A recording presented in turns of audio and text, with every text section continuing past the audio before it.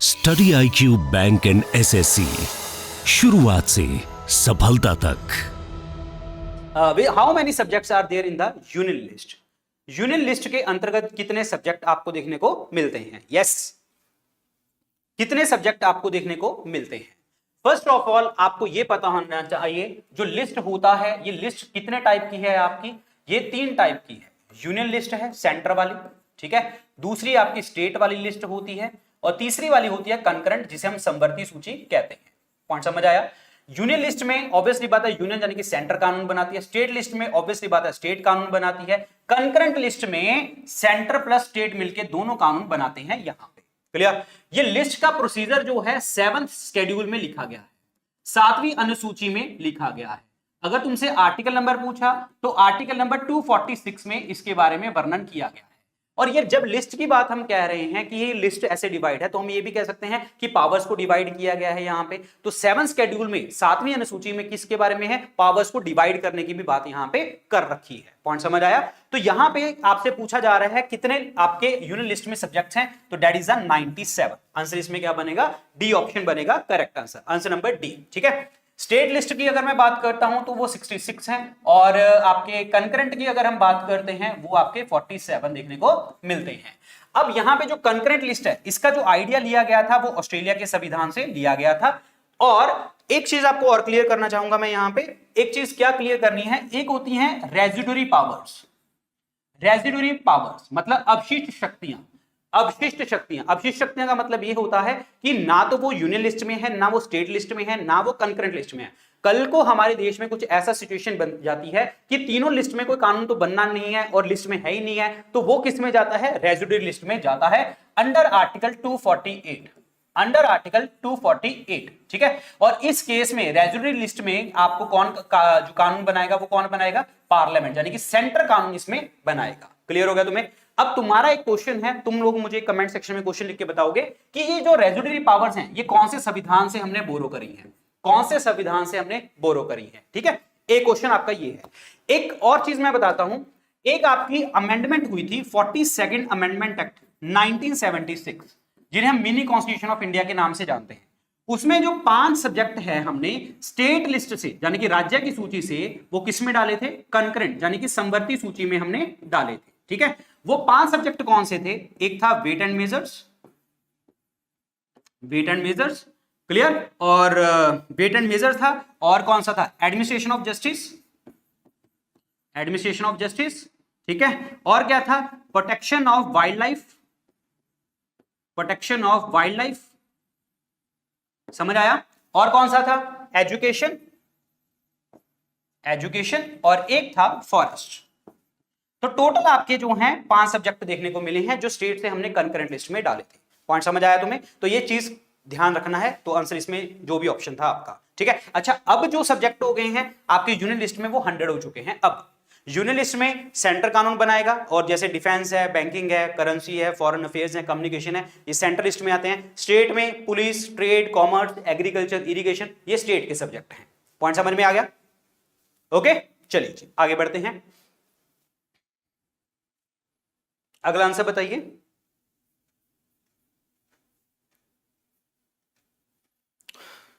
शाबाश शाबाश शाबाश। यस, महात्मा गांधी एक अकेला सेशन जहां पे महात्मा गांधी चेयरपर्सन रहे हैं, वो कौन सा सेशन रहा है? वो सेशन रहा है आपका बेलगांव का सेशन, कर्नाटका के अंदर, कर्नाटका के अंदर। ठीक है, 1924 में पहला और आखिरी सेशन, पहला और आखिरी सेशन जहां पे गांधी जी ने चेयर किया है, and that is the Belgaum session, answer number 1। ठीक है, महात्मा गांधी जी के बारे में बहुत सारे पॉइंट्स आपको बताने हैं, लेकिन यहां पे जो पहले ऑप्शन है वो देखते हैं। जैसे इलाहाबाद का सेशन लिखा गया है, इलाहाबाद का सेशन कौन सा था?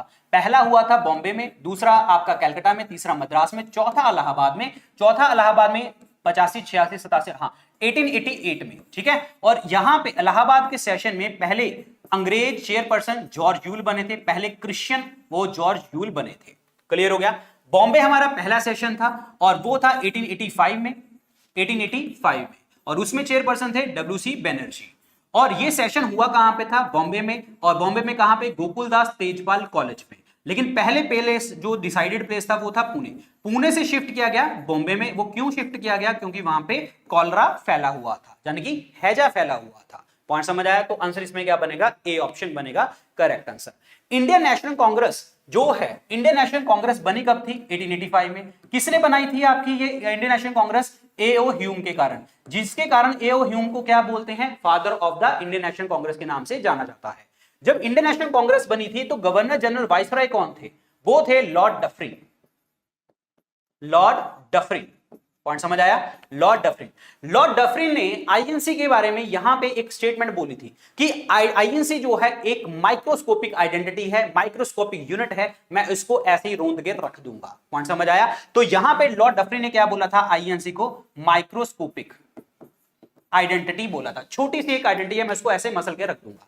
अब पहली मीटिंग जब 1885 में हुई, बेलगांव बॉम्बे में हुई, तो यहां पे 72 लोग आए थे, ये याद रखना, ठीक है। दूसरी मीटिंग मैंने आपको बताया था, दूसरी मीटिंग जो है कलकत्ता में हुई थी, Dadabhai Naoroji was the chairperson. तीसरी जो है मद्रास में हुई थी 1887 में, और यहां पे पहले मुस्लिम प्रेसिडेंट दैट इज कौन थे? पहले मुस्लिम बदरुद्दीन तैयब जी।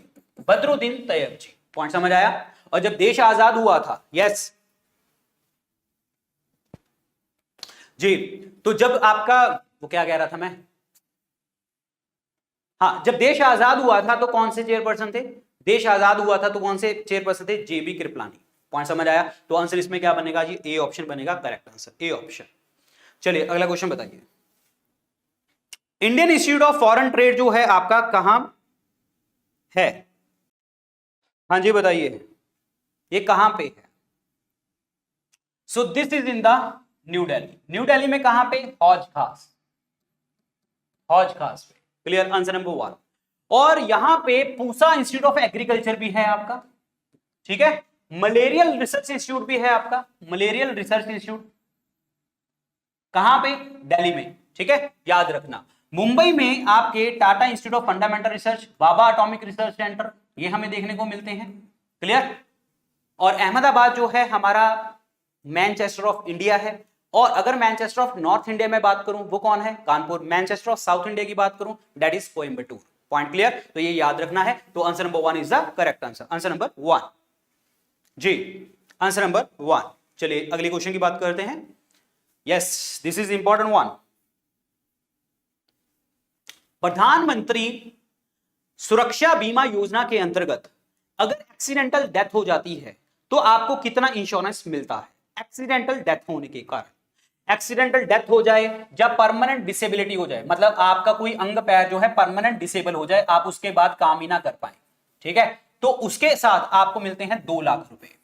और अगर आपकी पार्शियल डिसेबिलिटी होती है, पार्शियल मतलब कुछ ही, मतलब कुछ परसेंट अंग आपका खराब हुआ है, तो उसमें 1 लाख रुपए की आपको लाइफ इंश्योरेंस जो है आपको इंश्योरेंस मिलती है 1 लाख रुपए की। और इसमें जो इंडिविजुअल होते हैं 18 से लेकर 70 साल तक के, वो इस स्कीम के अंतर्गत एलिजिबल देखने को आपको मिलते हैं। और ये बैंक के द्वारा आपकी ऑटो डेबिट फैसिलिटी होती है। ऑटो डेबिट का मतलब क्या होता है कि अपने आप वहां से कट जाएंगे पैसे, और इसमें आपको भरना कितना पड़ता है? 12 रुपए भरने पड़ते हैं पर एनम, और इस चीज के लिए आप एलिजिबल हो जाते हैं। 12 रुपए पर एनम, हर मतलब ऑब्वियसली बात है, एक महीने का एक महीने में 1 रुपया, ठीक है। तो आंसर इसमें क्या बनेगा जी? सी ऑप्शन, 2 लाख रुपए is the correct answer.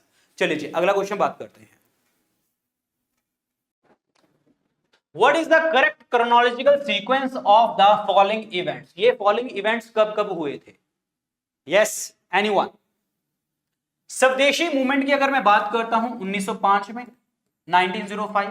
Non cooperation movement की बात करते हैं 1 अगस्त 1920 को।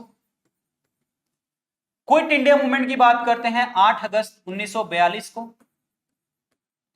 सिविल डिसोबीडियंस मूवमेंट की बात करते हैं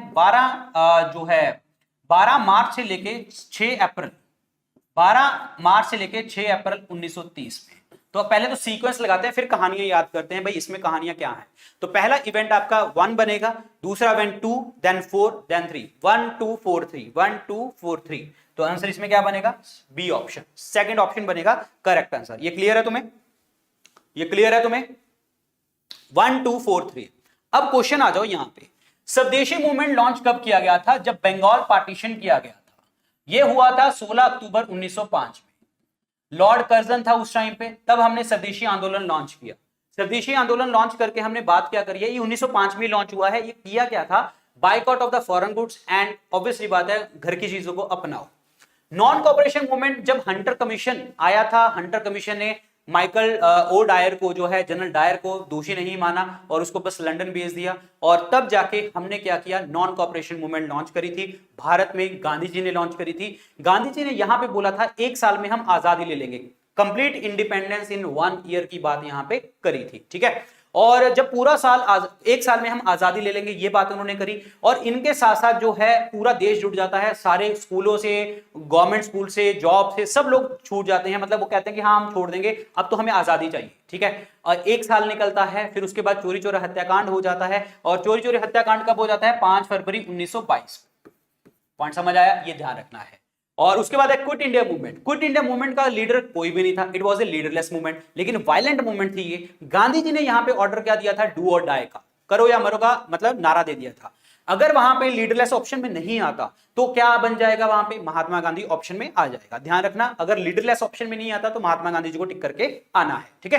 क्विट इंडिया मूवमेंट जो है गांधी जी ने लॉन्च कब करी थी, 8 अगस्त 1942 को। मतलब गांधी जी ने डू और डाई का नारा दिया था। और आईएनसी ने कब बोला था, 9 अगस्त 1942 को आईएनसी ने लॉन्च करी थी। ये लॉन्च कहां से करी गई थी, that is in the Gwalior tank, Bombay से लॉन्च करी गई थी। सिविल डिसोबीडियंस मूवमेंट, यहां पे क्या था, सिविल डिसोबीडियंस मूवमेंट में क्या था, दांडी मार्च, सॉल्ट सत्याग्रह, सिविल डिसोबीडियंस मूवमेंट। यहां पे गांधी जी स्टार्ट हुए थे साबरमती आश्रम से और पहुंचे थे दांडी। और ये 24 दिनों का रास्ता, 24 दिन में रास्ता कवर किया था इन्होंने। 240 माइल्स का रास्ता कवर किया था और 385 किलोमीटर का रास्ता कवर किया था यहां पे इन्होंने। समझ में आया, जब इन्होंने रास्ता कवर किया, सब कुछ किया, और सिविल डिसोबीडियंस मूवमेंट जो है आपकी यहां पे चलती चली जाती है। तो आंसर इसमें क्या बनेगा जी आपका, ABDC is the correct answer, ABDC। Clear. Next question. अच्छा, जिस दिन नॉन कॉपरेशन मूवमेंट लॉन्च होती है ना, उस दिन बाल गंगाधर तिलक जी की भी डेथ हो जाती है, ये याद रखना, बाल गंगाधर तिलक जी। अच्छा, एक पॉइंट और है क्या, हाँ, यहां पे गांधी जी के साथ कितने लोग थे, 78, 78, और गांधी जी एक थे, तो डेट इज टोटल 79 लोग थे, 79। चलिए जी अगला क्वेश्चन बताइए।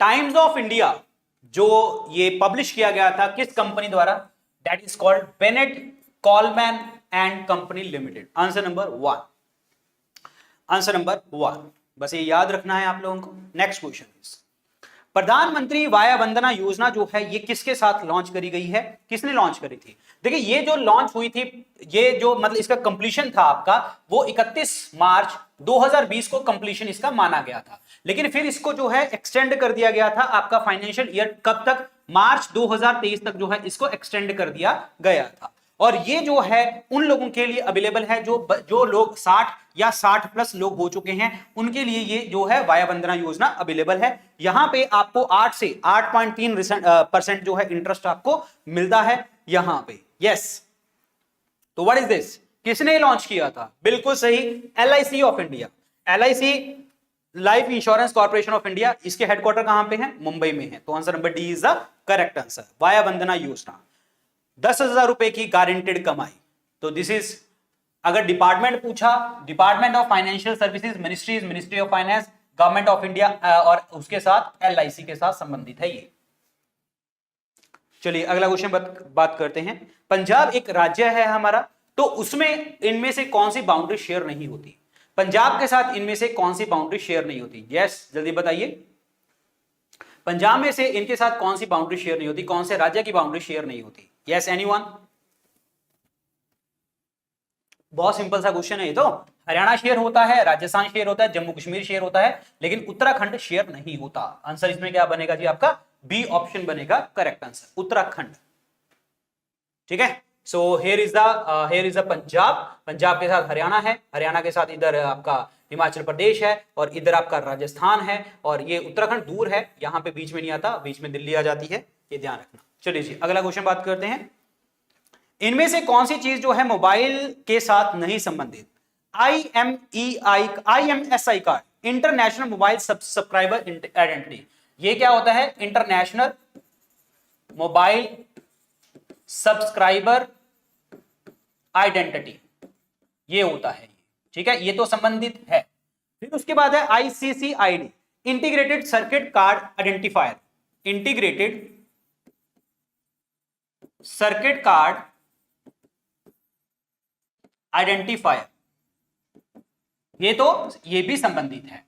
IMEI, international mobile equipment industry, international mobile equipment industry, ये भी संबंधित हो गई है, तो ठीक है, तो ये भी संबंधित होगी। CVV नंबर, जो आपका कार्ड और ये जो क्रेडिट कार्ड होता है, क्रेडिट कार्ड का वेरिफिकेशन नंबर होता है पीछे लगा हुआ CVV, तो ये चीज संबंधित नहीं है, तो आंसर इसमें क्या बनेगा आपका, फोर्थ ऑप्शन बनेगा correct answer. CVV is not matched, clear. So credit card या डेबिट कार्ड वेरिफिकेशन नंबर होता है पीछे, उसे हम CVV के नाम से जानते हैं, तो आंसर नंबर क्या बनेगा, 4 ऑप्शन बनेगा करेक्ट आंसर। क्लियर हो गया? यस, यूपीपीसीएस में आपके पढ़ाए हुए ही क्वेश्चन आए थे सारे, आई नो, सारा पेपर हमारा किया हुआ आया था, 100% हमारा पेपर किया हुआ आया था, ठीक है। आंसर नंबर 4, मोबाइल को किसने ढूंढा था, आई मीन किसने इन्वेंट किया था, तो दैट इज कॉल्ड आपका Martin Cooper, Martin Cooper, yes, answer number 4, बहुत बढ़िया, शाबाश, यस। अगला बताइए जी, गॉड्स पार्टिकल किसे कहते हैं, व्हाट आर गॉड्स पार्टिकल। यहां पे देखिए, अगर मैं बात करता हूं गॉड्स पार्टिकल की, वो है हिग्स बोसोन, आंसर नंबर 4, ये 5th स्टेज ऑफ मैटर की बात होती है। देखो 4 स्टेजेस से पहले क्या है, पहला electron, then proton, then neutron, then plasma, then उसके बाद Higgs boson, 5th stage of matter की बात होती है यहां पे, आंसर नंबर ए। और न्यूट्रिनो क्या होते हैं, ये सब एटॉमिक पार्टिकल होते हैं, जिनका सब एटॉमिक पार्टिकल, सब एटॉमिक पार्टिकल्स हैं ये, ठीक है, जिनका आपका कोई भी इलेक्ट्रिक चार्ज नहीं होता इनके ऊपर, नो इलेक्ट्रिक चार्ज, इनमें कोई इलेक्ट्रिक चार्ज देखने को हमें नहीं मिलता। पॉइंट समझ गए आगे आप लोगों को। और ये आपके क्वार्क क्या होते हैं, एलिमेंट्री पार्टिकल्स, कुछ एलिमेंट्री पार्टिकल्स, छोटे छोटे पार्टिकल्स, एलिमेंट्री पार्टिकल्स, पॉइंट समझ आया। और उसके बाद है मिजोन, मिजोन जो होते हैं वो क्या है, मिजोन क्या होते हैं, ये होते हैं composite particle, composite particle, yes yes, समझ में आया, समझ में आया। अब मुझे आप एक क्वेश्चन लिखो, ठीक है, और मुझे कमेंट सेक्शन में लिख के बताना, न्यूट्रिनो ऑब्जर्वेटरी कहां पे है हमारे इंडिया में, न्यूट्रिनो ऑब्जर्वेटरी कहां पे है हमारे भारत देश में, ये आप मुझे बताएंगे कमेंट सेक्शन में, ठीक है। चलते हैं अगले क्वेश्चन की तरफ। नेक्स्ट क्वेश्चन इज, इनमें से ग्रेट सर्कल किसे कहते हैं, ग्रेट सर्कल, ग्रेट सर्कल के नाम से किसे जाना जाता है, yes anyone,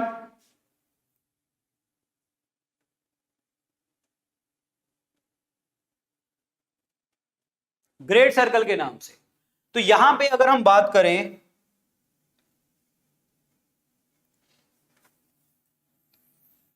earth 0 degree, 0 degree is called equator, ठीक है, और इसे हम क्या कहते हैं, 0 डिग्री लैटिट्यूड, और कहते हैं ग्रेट सर्कल के नाम से, समझ में आया, ग्रेट सर्कल के नाम से इसे जाना जाता है, ओके। फिर उसके बाद 23.5 डिग्री नॉर्थ, ये होता है ट्रॉपिक ऑफ कैंसर, फिर 66.5 डिग्री नॉर्थ, ये होता है आर्कटिक सर्कल, फिर ये होता है 90 degree pole, same with here, यहां पे 23.5 degree south southern Capricorn, 66.5 degree south में अंटार्कटिक, यहां पे 90 degree south, south pole, point समझ में आया। ये जो लैटिट्यूड्स हैं, ये मेन लैटिट्यूड्स हैं। अब अगर आपसे पेपर में पूछा जाए, ये लैटिट्यूड ऐसे बहुत सारे होंगे, ये दो लैटिट्यूड के बीच में, यानी कि 1 डिग्री लैटिट्यूड के बीच में 111 किलोमीटर का डिस्टेंस रहता है, ये भी आपको याद रखना है, 111 किलोमीटर डिग्री का डिस्टेंस रहता है, पॉइंट समझ आया।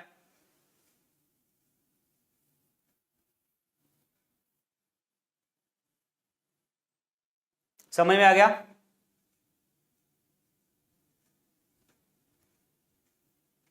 समझ में आ गया?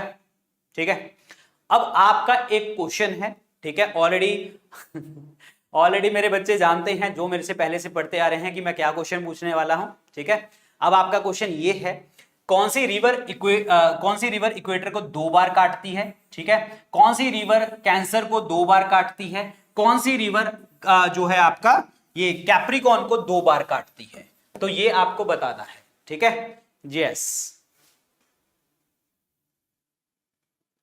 समझ में आया? समझ में आ गया? तो ये आपको आंसर बताना है कि कैंसर, इक्वेटर और कैप्रिकॉर्न को काटने वाली रिवर्स के नाम। ये मुझे कमेंट सेक्शन में आप लिख के बताएंगे।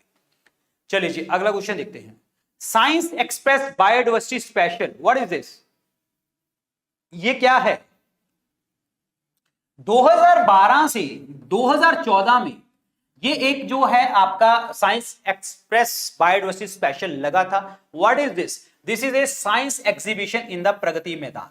फिर उसके बाद ये चलने लग गया, रेगुलरली चलने लग गया है, ठीक है। अब इसको करवाने वाली जो अथॉरिटी है वो कौन है? Department of science and technology और ministry of environment and climate, forest and climate वाली आपकी मिनिस्ट्री, ये दोनों मिलके जो है इस बायोडाइवर्सिटी स्पेशल को करवाते हैं। आंसर नंबर क्या बनेगा?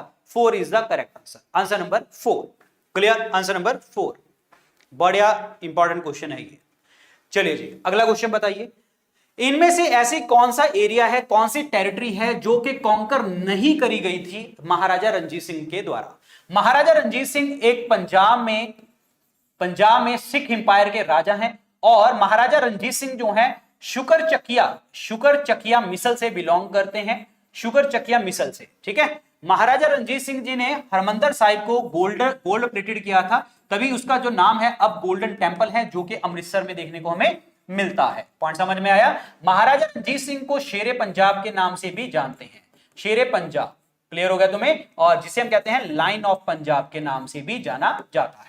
समझ में आया आप लोगों को? और महाराजा रणजीत सिंह जी ने सतलज और ब्यास वाला जो इलाका है आपका, टेरिटरी है, ये कॉन्कर बिल्कुल भी नहीं करी थी। तो answer number 1 is the correct answer. ये मुल्तान जीता था, कश्मीर जीता था, पेशावर जीता था, ये सब जीते थे, लेकिन ब्यास सतलज टेरिटरी इन्होंने नहीं जीती। पॉइंट समझ में आ गया? मुल्तान तो यार जीता था इन्होंने, मुल्तान जीता था, मुल्तान पाकिस्तान जीता था, लाहौर इनकी कैपिटल होती थी। समझ में आ गया? ठीक है, चलिए आगे बढ़ते हैं। 4 मठ बनाए गए थे इंडिया के 4 कॉर्नर्स पे, 4 मठ बनाए गए थे इंडिया के 4 कॉर्नर पे। वो कहां कहां पे बनाए गए थे, किसने बनाए थे? देखिए जी, सीधी सी बात है, आंसर इसमें क्या बनेगा? शंकराचार्य जी। पहले तो आंसर नंबर 1 बनेगा करेक्ट आंसर। ये आपके जो हैं 4 मठ हैं, यहाँ पे ये जो है जगन्नाथपुरी नंबर 1, ठीक है, और उसके बाद है श्रृंगेरी, जो है आपका श्रृंगेरी जो है कर्नाटका में है, द्वारका ये है, ठीक है, और उसके बाद जो है आपका जो है ज्योतिर्मठ, जो उत्तराखंड बद्रीनाथ में देखने को हमें मिलता है। तो ये 4 थे आपके जो इन्होंने बनवाए हैं।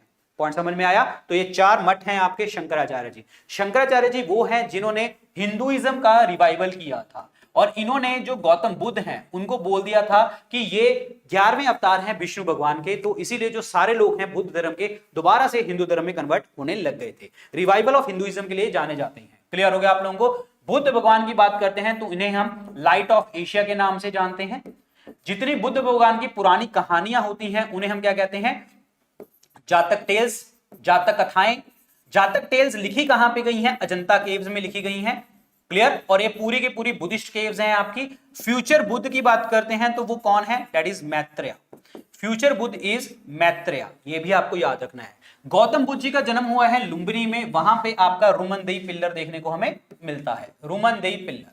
Point clear? याद रखना। विवेकानंद जी की बात करते हैं, नरेंद्रनाथ दत्ता इनका ओरिजिनल नेम है, और उसके बाद विवेकानंद का टाइटल किसने दिया था? अजीत सिंह ऑफ खेतरी ने दिया था इनको टाइटल। और इन्होंने रामाकृष्णा मिशन स्टार्ट किया था अपने गुरुजी के नाम पे, जिनका नाम है रामाकृष्णा परमहंस नाम है। रामाकृष्ण परमहंस जी का ओरिजिनल नेम क्या है? गदोदर चट्टोपाध्याय, जो कि दक्षिणेश्वर टेम्पल है आपका कैलकाटा में, काली माता का मंदिर है दक्षिणेश्वर टेम्पल, वहां पे एक पुजारी थे। रामाकृष्ण मिशन ये है। और विवेकानंद जी का बर्थ एनिवर्सरी होती है 12 जनवरी को, जिस दिन हम सेलिब्रेट करते हैं नेशनल यूथ डे। और विवेकानंद वही पर्सन है जिन्होंने 1893 में शिकागो यूनिवर्सिटी में वहां पे गए थे और वहां पे इन्होंने वर्ल्ड रिलीजियस पार्लियामेंट में एक उपदेश दिया था। वो क्या दिया था कि Indians and Americans are brother and sister. ये वर्ड याद रखना है। तो आंसर नंबर क्या बनेगा जी? आपका ए ऑप्शन बनेगा। चलिए अगला क्वेश्चन बात करते हैं। स्वच्छ विद्यालय clean school campaign union government की वो एम किस चीज के ऊपर करती है? ये तो सीधी सी बात है। ये तो सीधा ऑप्शन के साथ खेलने वाला काम हो गया है। तो स्वच्छ विद्यालय जो क्लीन स्कूल कैंपेन है वो डील करती है क्लीनिंग द स्कूल प्रीमाइसेस। भाई अपने विद्यालय का जो परिसर होता है उसको सही रखो, साफ रखो। आंसर इसमें क्या बनेगा? आपका ए ऑप्शन बनेगा, ए ऑप्शन। चलिए जी, शारदा चिट फंड, वो चिट फंड क्या मतलब क्या है? वो चिट्ठियां, वो चिट डाल देते थे, ऊपर निकाल देते, भाई किसकी पर्ची निकल गई उसको पैसे देंगे। वो चिट फंड का एक स्कैम हुआ था। तो ये कहां का स्कैम है? ये एक फाइनेंशियल स्कैम है जो कि वेस्ट बंगाल में देखने को हमें मिला था। ठीक है, वेस्ट बंगाल में जो घरों में आजकल वो करते हैं ना हम लोग, वो अरे वो मम्मियां भी तो करती हैं चिट फंड्स वगैरह वाला काम, जो कुछ औरतें मिल जाती हैं, किट्टी पार्टीज टाइप, समझ गए ना? तो टाइप ऑफ वो वाली चीजें तो वेस्ट बंगाल के साथ संबंधित है ये। Which company is involved in building a driverless car? driverless car, भाई driverless कार बनाएंगे। जर्मन की कंपनी है, that is Mercedes। जर्मन की कंपनी Mercedes, इन्होंने बोला है। ठीक है, ड्राइवरलेस कार। नेक्स्ट बड़ा इंपॉर्टेंट क्वेश्चन है ये। डेक्कन ट्रैप का फॉर्मेशन जो है इंडिया में वॉल्केनिक इरप्शन से हुआ था आपका, वो कैसे हुआ था? बड़ा इंपॉर्टेंट क्वेश्चन है ये। डेक्कन ट्रैप एक्चुअली क्या हुआ था? क्रस्ट के अंदर क्या हुआ था? एक लाइन खिंच गई थी जिसे हम क्या कहते हैं? फिशर। ठीक है, फिशर कहते हैं। और यहां से लावा बाहर निकला, मैग्मा बाहर निकला और आके जम गया। So that is called flood. Point समझ आया? फ्लड के कारण जो है ये सिचुएशन देखने को आपको मिली है। आंसर नंबर क्या बनेगा जी? आपका बी ऑप्शन बनेगा करेक्ट आंसर, बी ऑप्शन जी। फ्लड बसाल्ट कहते हैं इसको। यस, फ्लड बसाल्ट के नाम से इसको जानते हैं। समझ में आया? हाँ जी, बी ऑप्शन बनेगा correct answer, flood basalt. Clear हो गया तुम्हें? Yes, answer number B. एक चीज और बताता हूं आपको, अगर आपको डेक्कन पूछा, की टू डेक्कन, अगर आपसे पेपर में पूछा की टू डेक्कन कौन सा है, किस फोर्ट को की टू डेक्कन कहते हैं? पता है आप लोगों को? पता है ये चीज? की टू डेक्कन किसे कहते हैं? की टू डेक्कन बड़ा इंपॉर्टेंट क्वेश्चन है। Key to Deccan very important question. Key to Deccan is called Asirgarh fort. ये कहां पे है? एमपी में। आसिरगढ़ फोर्ट बड़ा इंपॉर्टेंट क्वेश्चन है ये। ठीक है, तो यहां पे देखो ये पूरा का पूरा डेक्कन ट्रैप है, ये वाला ग्रीन वाला हिस्सा। चलिए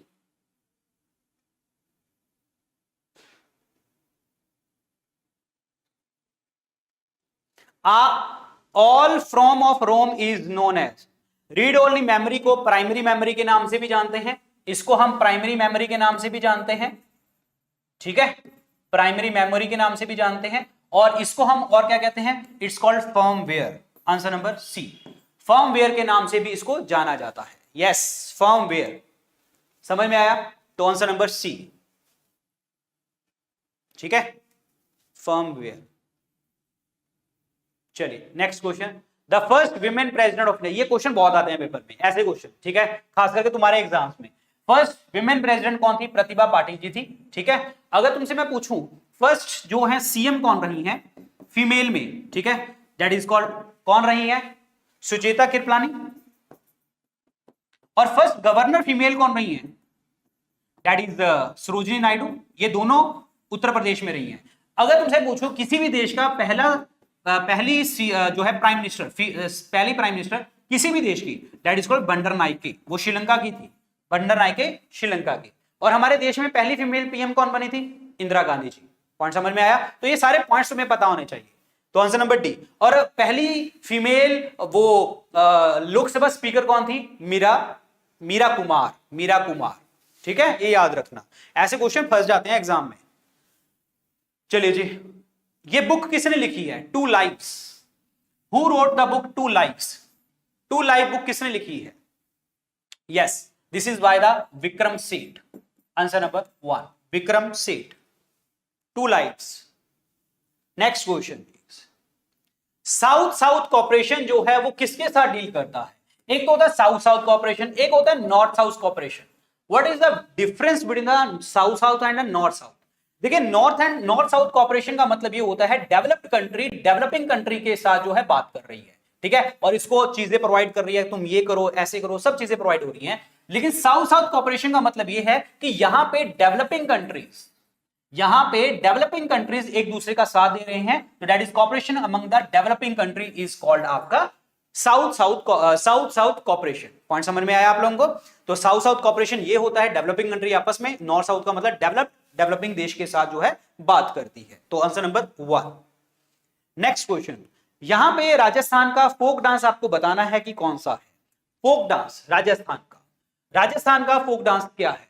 अगर मैं रॉफ की बात करता हूं, रॉफ तो सबको पता है जम्मू कश्मीर में है, ठीक है, और जोरा की अगर मैं बात करता हूं तो ये उत्तराखंड में है, उत्तराखंड का, ठीक है, और विधि की बात करते हैं तो ये आंध्र प्रदेश का है, और राजस्थान का है सुसीनी। Answer number D is the correct answer. Answer number D is the correct answer. अब यहां पे कुछ क्लासिकल डांस फॉर्म है, 8 क्लासिकल डांस फॉर्म है, वो याद कर लीजिए कौन कौन से हैं। भारतनाट्यम तमिलनाडु में है, कुचिपुड़ी आंध्र प्रदेश में है, कथकली मोहिनीअट्टम ये केरला में है, कथक नॉर्थ इंडिया में है, यूपी वगैरह में, ठीक है, उड़ीसी उड़ीसा में है, मणिपुरी मणिपुर में है, सतरिया असम में है। तो कितने हो गए ये टोटल? 1 2 3 4 5 6 7 8। तो ये 8 डांस फॉर्म आपके क्लासिकल डांस फॉर्म है, ये आपको याद करने हैं। चलिए अगला आंसर बात करते हैं। क्वीन ऑफ सीज के नाम से किस कंट्री को जाना जाता है? क्वीन ऑफ सीज के नाम से जानते हैं हम फ्रांस को। Answer number A is the correct answer. Answer number A. France से हमने संविधान के अंदर कौन सी चीज को बोरो किया है? फ्रेंच रेवोल्यूशन 1789 में हुआ था, ठीक है, फ्रांस से हमने बोरो किया है इक्वालिटी, लिबर्टी और फ्रेटर्निटी वर्ड को बोरो किया है। जर्मनी के अंदर आपके ब्लैक फॉरेस्ट देखने को मिलते हैं, ब्लैक फॉरेस्ट, बड़ा इंपॉर्टेंट क्वेश्चन है ये, ठीक है। और जर्मनी के अंदर, जर्मनी के बीच में north Germany and south Germany होता था, तो बीच में एक वॉल होती थी जिसे हम कहते थे बर्लिन वॉल। उस बर्लिन वॉल को तोड़ा कब गया था? 1989 में, ये भी आपको याद रखना है। ब्रिटेन से, अच्छा जर्मनी से हमने क्या बोरो किया है? हमारे फंडामेंटल राइट खत्म हो जाते हैं इमरजेंसी के टाइम पे, ये याद रखना। ब्रिटेन की बात करता हूं तो ब्रिटेन से मेरे दिमाग में अभी ऐसे एक पॉइंट याद आ गया, क्या कि जब हमारा सेकंड 5 ईयर प्लान चल रहा था 1956 से 61 वाला, और उसमें हमें महलनोबिस प्लान है, इंडस्ट्रीज के ऊपर फोकस किया गया था। ब्रिटेन की मदद से दुर्गापुर में एक इंडस्ट्री लगाई गई थी जो कि वेस्ट बंगाल में है, ये याद रखना। बाकी 2 इंडस्ट्रीज जो हैं, एक तो आपकी राउरकेला में है और एक आपकी भिलाई में थी। भिलाई जो है छत्तीसगढ़ में है और ये लगी थी यूएसएसआर की मदद से। रशिया, राउरकेला वाली जो लगी थी वो आपकी कहां पे है? Rourkela is in the Orissa, और ये लगी थी आपकी वेस्ट जर्मनी की मदद से, ये याद रखना। इटली की अगर मैं बात करता हूं, फूड के साथ संबंधित है, फूड इटली, तो FAO food and agriculture organisation के हेडक्वार्टर यहां पे देखने को हमें मिलते हैं। समझ में आया? तो ये सारे पॉइंट्स आपको याद रखने हैं, ये कॉन्सेप्ट। बाकी हाँ, ब्रिटेन से बहुत कुछ बोरो कर रखा है हमने, single citizenship, parliamentary form of the government, ठीक है, और बाइकैमरल लेजिस्लेचर, रिट वर्ड हमने यहां से बोरो किया हुआ है, बहुत सा कुछ बोरो किया हुआ है। तो आंसर इसमें क्या बनेगा? A is the correct answer. Study IQ bank and SSC, शुरुआत से सफलता तक।